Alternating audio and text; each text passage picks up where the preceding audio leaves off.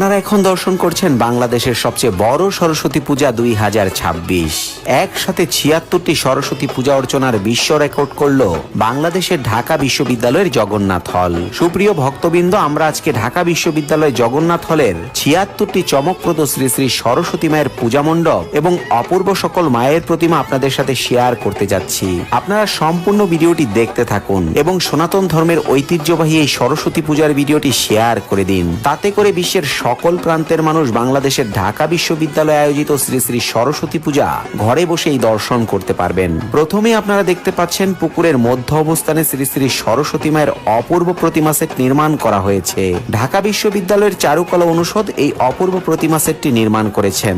এবার আপনাদের নিয়ে যাব জগন্নাথ হলের মাঠে, যেখানে কিনা ঢাকা বিশ্ববিদ্যালয়ের প্রত্যেকটি বিভাগ তাদের নিজস্ব চিন্তা চেতনা ব্যবহার করে অপূর্ব সকল প্রতিমা সেট নির্মাণ করেছেন। এই সরস্বতী পূজাকে কেন্দ্র করে লক্ষ লক্ষ মানুষের আগমন ঘটেছে বাংলাদেশের অক্সফোর্ড খ্যাত ঢাকা বিশ্ববিদ্যালয়ের জগন্নাথ হল মাঠে। আপনারা দেখতে পাচ্ছেন অপূর্ব মায়ের সকল প্রতিমা। জয় মা বিদ্যাদায়িনী, তুমি সকলকে বিদ্যা প্রদান করো। আপনারা সময় নিয়ে একে একে সবগুলো পুজো মণ্ডপ দেখতেই থাকুন।